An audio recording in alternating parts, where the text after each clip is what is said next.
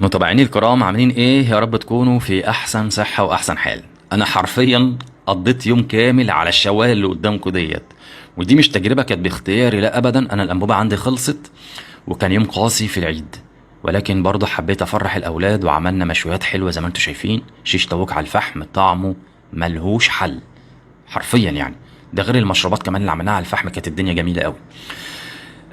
دول حوالي 2 كيلو من الوراك مخليين. الجزار هو اللي خليهم الفرارجي، يعني انا هخليها ليه واتعب نفسي والسكاكين عندنا تلمه ملهاش لازمه يعني. فاحنا بنجيبها كده وبقطعها انا، تمام.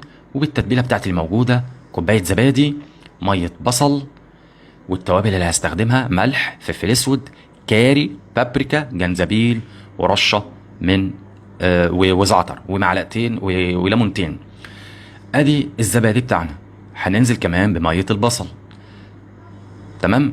هنحط معلقتين من الخل، اي تتبيله فراخ لازم ندي خل، ومعلقتين من الزيت. الخل بيخش جوه اللحم بيطريه ويخليه يستوي بسرعه، تمام. وادي معلقه من الصويا صوص، ودي مش اساس يا جماعه، انا استخدمتها عشان خلاص الصلاحيه كانت قربت تنتهي، فانا عايز اخلص منها يعني.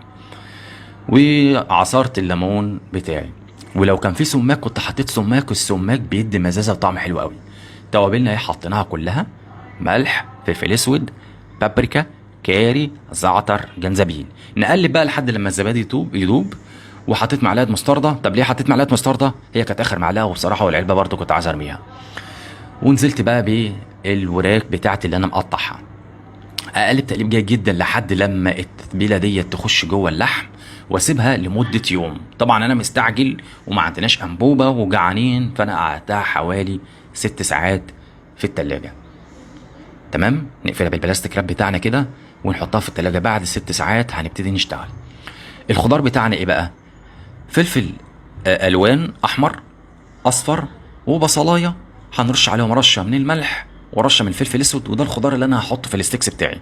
عايز بس اوريكم حاجه. شايفين الستيكس انا حطيتها في كوبايه من الميه نائحه. واوعوا تغلطوا الغلطه بتاعتي تجيبوا العصيان الرفيعه دي، عصيان رخمه قوي. هاتوا العصيان التخينه عشان بصراحه بتستحمل. فانا هنرص بقى الرص الجميل، قطعتين كده بصلايه على فلفل احمر على فلفل اخضر، نقوم حاطين قطعه من الشيش طاووق او الفراخ، رص زي ما انتم شايفين كده بالشكل الجميل دوت.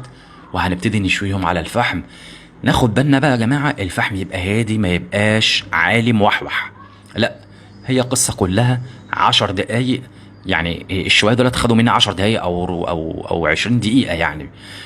كل سيخ بقلبه قد ايه؟ بيقعد 5 دقايق على الوش ده و5 دقايق على الوش ده، زي ما انتم شايفين بقلبه اهو. بس بصراحه شيش طاووق على الفحم يا جماعه والله كان تحفه. جميل جميل جميل جميل، ملوش حل. جربوها، احسن من الشوي على الطاسه او الشوي في الفرن. فهي بصراحه كانت تجربه حلوه، تجربه الفحم ديت. يوم كامل كان جميل. يا رب الوصفه تعجبكم وتكون السبب يعني مني اسعدتكم. ما تنسوناش ده طبعا باللايك والشير والاشتراك في القناه. والسلام عليكم ورحمه الله وبركاته.